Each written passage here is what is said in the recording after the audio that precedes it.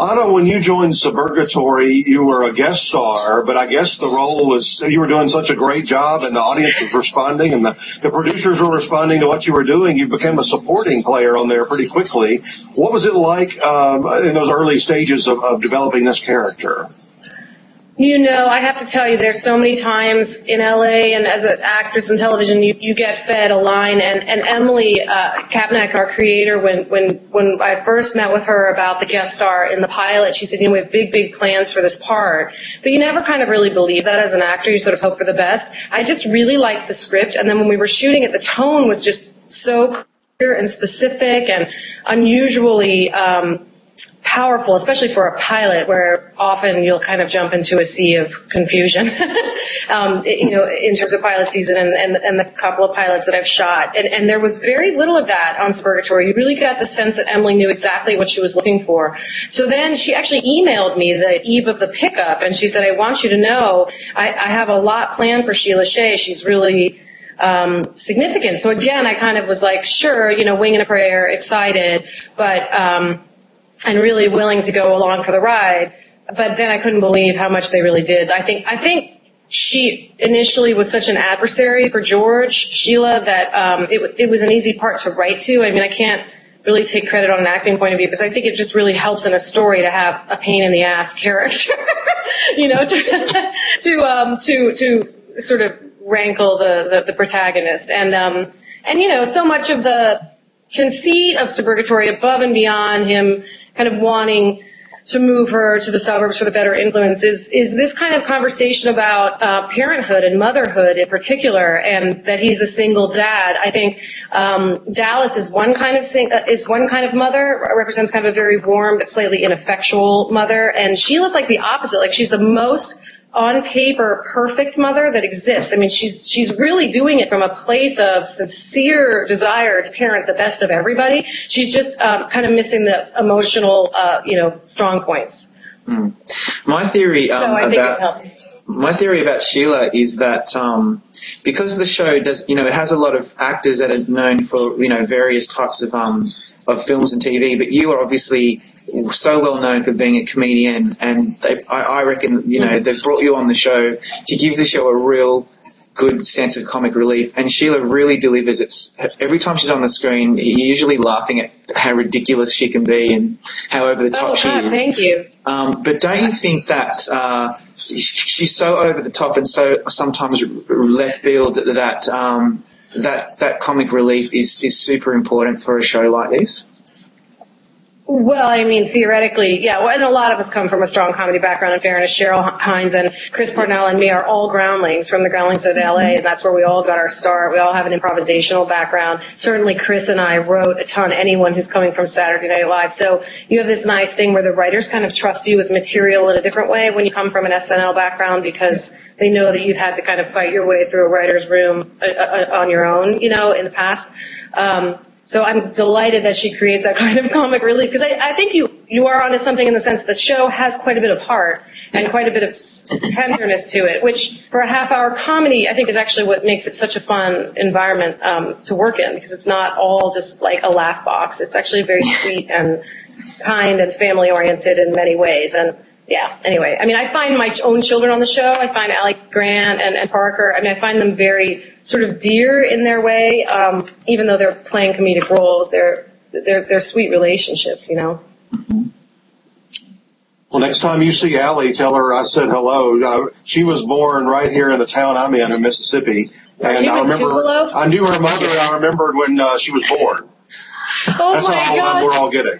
I will absolutely tell her. Absolutely. No, her mother is such a big presence too, obviously, when you work with child actors, although she's now legally of age, she's 18, but her mom's around a lot, and they're great people, so I will. They sure are. Well, according to your reps and according to ABC, the two episodes you're thinking about, that's narrowed down, maybe your two best episodes of the season in terms of an Emmy possible selection would be Don't Call Me Shirley and Thanksgiving. Tell us about those two episodes and why you like them so much. I think Rob had a point. I think the reality of Sheila the comedy of Sheila is very real, and it's usually grounded in an intense passion, but it's often misguided. They stole the dolls to get back at me. This was a personal attack, wasn't it? You know, I'm not really supposed to answer the door during dinner. Oh, hey, Sheila. What's the word from the Cabbage Patch? This is all very funny to you, but I am not laughing. Now, if you will excuse me, I have a pile of freshly laundered doll clothes to fold. That's what my night looks like.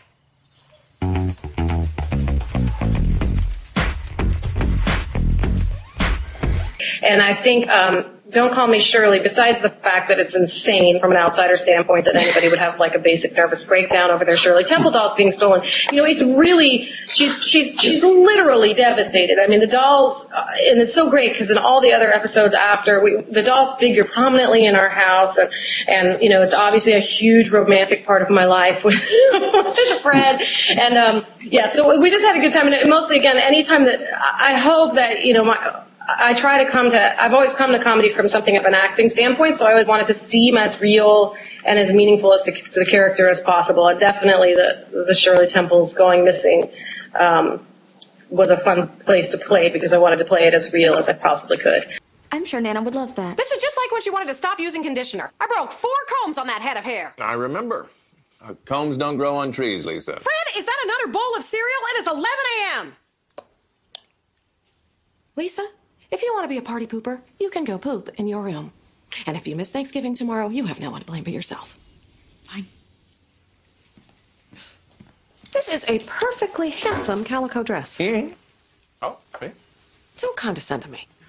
The Thanksgiving episode, I mean, I think that as the series progresses, the relationship between Sheila and Lisa is going to become more and more complicated, and that's part of what appealed to me about the part to begin with, because I think mothers and daughters are really fascinating, and I think that these people are particularly kind of oil and water in some ways, and I also think they're really, really similar. So Thanksgiving is sort of our first real insight into the dysfunction of the Shea family and the chaos that, you know, basically just the central teenage anxiety of your mother trying to control everything that you do. And I think it's really the first time truly in that episode, if the Shays were a real family, that Lisa has taken a stand. Like Tessa comes to town and kind of empowers her to do that.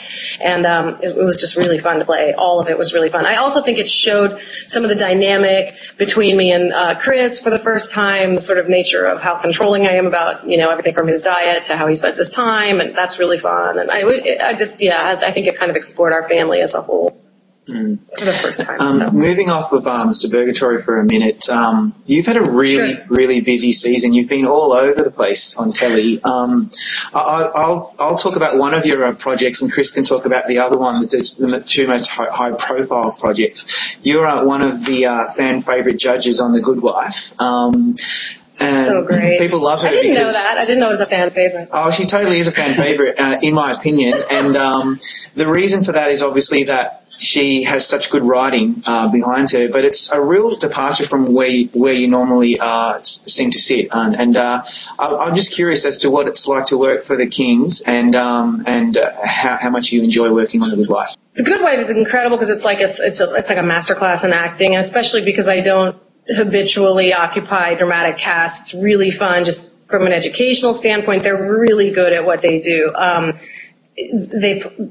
just love the writing on that show anyway. Apparently the Kings had a law school professor who this judge is based on, Patrice Lessner. I don't know, who had this like bugaboo about saying, in your opinion, like you had to define everything according to the court, as you had to own your opinion around it. So I think it came from truth, as most good writing usually does. And when I first got cast, I went out with a couple friends of mine who work in the law profession, and you know, kind of studied it, but and their courtroom advisors and things on the show. I was talking about they're again these kind of petty tyrants judges. They have their own. They're the kings of this little tiny kingdom, and no one has really had the authority to question their logic, or you know, they get to kind of make up the rules and run them without any adversary, So that's sort of what I always try to think of when I'm playing the part, because it is sort of insane. She's such a stickler for this one piece of language all the time, Yeah. And everybody bows to it. Like, that's the great thing, is that clearly, like, Alicia, that they're all like brilliant lawyers, but nobody bothers to sort of say that's an outrageous rule, because she owns the keys to the kingdom, So it's really, really, really fun. And, I'm a New Yorker. I commute to LA for Suburgatory. So, again, I was just really psyched, because I've been working in the New York theater for 8 years since I left Saturday Night Live. And so for me, that was kind of like a little, indoctrination, like official. I was sort of knighted, in the world of New York theater, because that's where all the good theater actors go. Is The Good Wife. Well, one of your other New York roles this past season was Curb Your Enthusiasm, and that was one of their best episodes of this entire season. What was it like working on that show with Larry David? I gotta tell you, I have this weird thing with Larry David. So he gave me my very first job in television, which was a tiny speaking part in the Soup Nazi episode of Seinfeld, which became this huge famous episode, kind of historical. And then I felt the same way, like I couldn't believe it when I got cast. And again, he's such a natural New Yorker, even as an Angelino. Everything about him energetically is a very New York energy, and the way that show, I feel like that's a very New York show, even though it's always existed in Los Angeles. It's sort of been fish out of water there, but it was really fun to see him in his own environment, kind of battling the most combative people out there, and that's New Yorkers. So I was super, super excited, and then it just, again, complete luck and good fortune that I happen to be. They're amazing. They're amazing at what they craft. As much as they say that show is improvised, the way that they see those storylines and they put them together in advance, it's like a Rubik's Cube. It's so complicated. And on set, even as someone with a ton of his background in improv, you don't really know what's coming up next. You just kind of have to stick to your assignment. And so to be in Mr. Softy, especially to kind of play out the little pieces of that and then realize how they all came together, once I got to sit down and see the episode, was really exciting. It was so fun. Again, I tried to do everything I can. To me, nothing is funny if it doesn't feel authentic and it's coming from a real place. And so it was funny. I came home the first day that I shot that, of course, was the day where I had the, huge orgasm in the car. And I came home after 7 hours of driving up and down Park Avenue next to Larry David, on a rig. And my husband said, how was it? I said, well, I faked an orgasm for 7 hours on Park Avenue. And he was like, weren't you embarrassed? And I was like, no, I wasn't embarrassed. I know that there's a master plan here somewhere. And luckily there was. So, yeah.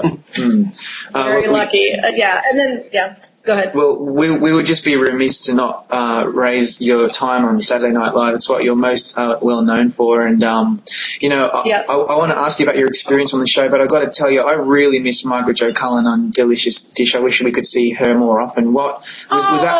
Was that your highlight, skit from the show, or have you got any other particular highlights? It sort of it became like its own thing after I left the show. And even this year, the Ben & Jerry's came out with that Sweaty Balls ice cream this year. I don't know over in Australia if you got it. But, so it's sort of weird. It's like I've been gone from the show a long time, but that one particular sketch has kind of lived on ad infinitum and become almost a bigger deal than when I was there, although it was certainly a hit scene while I was there. I have to tell you, I miss doing the show, and a lot of this last year, especially, I think, having the good fortune of working with Chris Parnell so closely on Suburgatory and having such a great simpatico relationship with him, and I'm really close to the other women that I worked with there, and Will Ferrell. It's a really dynamic and brilliant group of people I had the privilege of working with, and so I do miss it. I miss it a lot. I didn't for a long time because it's such a pressure cooker, but it's been kind of great being back at Suburgatory because it's a little bit of the best of both worlds, where I kind of know what to expect week to week, but I also have a lot of the creative kind of jazz that I got there, because Emily's as good a writer as I've ever met since Saturday Night. I think she's really, really on her game. I think she's brilliant, actually, and has all the benefit of being able to write on a larger format, longer than a sketch. So it's been, a cool year. You got to go back and play that character again a couple of years ago on the Betty White episode. Yeah. I'm sure that was a blast just getting to do it again. It was sort of speaking to the beginning of this interview in terms, I feel truly that it kicked off all the wonderful things that started happening thereafter, because it just was so, had no expectations whatsoever for that Betty White episode. When they called, I thought, oh, we'll be like waving from the stage or something. And when I called them up and I said, do you guys want me to write? Do you want us to write? And they were like, sure. What are you thinking? And I said, well, what if, and I was embarrassed. I was like, well, would you want us to write an NPR for Betty White, the kind of old lady, talking dirty thing, and, she'd be so perfect because we'll keep it really clean. Because it's always really important to Lorne, rightfully so, that sketch deliberately live in a clean place, because that's the only way the double entendre plays without it being obnoxious and egregious and sort of forcing a joke where it's unnecessary. And so she seemed like the perfect foil if you were ever going to do it again after Alec, which was kind of the most perfect situation of all time. So they let Mike Shoemaker from Jimmy Fallon email me and said, you've got to do something about muffins, which I thought was so funny. And so I actually wrote the first half of the sketch. So it ended up being I went back and I said, well, will they punch it up for me if I write it? And so I wrote it, and then I took it in, and it was just so nice to be back with Molly behind that desk, because we really haven't done that for 7-8 years. But then to revisit the process at SNL never changes. So it was like to a degree, it's like the workplace that time forgets, because for 35 years it's been run the exact same way. So to be back at the rewrite table, and then be back at the read-through table, and then there were just so many sketches that we all got to do. So I got to really reconnect with my favorite old, castmates. I mean, to be with Maya, and to be with Tina, and to be with Amy Poehler, and to be with Rachel Dratch, and Molly Shannon for the week was just sort of like beyond anything you could imagine. And Kristen Wiig is such a natural. We all kind of have such shorthand, it was really special. And I feel like creatively it just kind of like jackknifed this great, energetic year of just really fun, risk-taking. I felt like once we'd kind of done that, I just didn't feel, I felt really free in the next few months, jobs like that I did. I just kind of had fun. That sounds sort of hippy-dippy, but there's times in your career where you're more kind of on top of it and you're trying to control it, and then there's times where you just kind of take the job and it flows and it's really free and really fun. And something about that Betty White kind of set off a little domino effect for me in terms of Curb and in terms of Suburgatory for sure. There has not been, I truly can't believe I'm going to say this because I don't want to jinx anything, but there has not been a single unhappy day on the set of Suburgatory. It's a great set. It's a fun set. It's a creative set. Every script is funnier than the last. Everyone gets along. The kids are old souls. The adults are young at heart. It's like a really fun place to work. So I feel lucky. Well, one more SNL question with your friend Will Ferrell, who you mentioned earlier, going back to guest host next week. When will you see a surprise Anna Gasteyer appearance? Who knows? They don't write the show probably till Tuesday, right? So, of course, I would love to go back, but I'll try to go probably to the show, maybe check it out, be backstage or whatever. But I have to say the Bobby and Marty thing that we did was like my second most favorite thing. Besides NPR. We had so much fun every time we did it, so, yeah. So where to now for Sheila? What are you hoping for the character as it progresses? Well, I think there's still lots more to explore in terms of her marriage, and there's lots more I think there's a lot of stakes around her kids that I think we're going to see get pushed. That's more of an Emily question, but when I talk to her, adolescents are inherently out of control.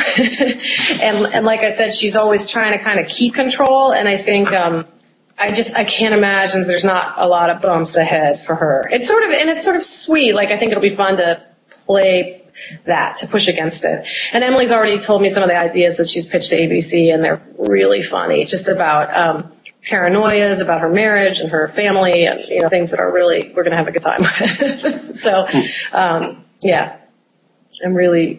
I look forward to it. Well, we hope you have a great summer, and we hope for another season of Suburgatory, and just really appreciate your time today. Oh my gosh, I really appreciate you talking to me at home. It's so weird, like here I am in Dumbo, Brooklyn, but maybe I'll turn it down there. There's too much light. You might be able to see the Manhattan Bridge if I were to take you far enough. But it's been a real pleasure. Thanks for having me, and it's really flattering to have somebody put all those things in a row. So I appreciate it so much.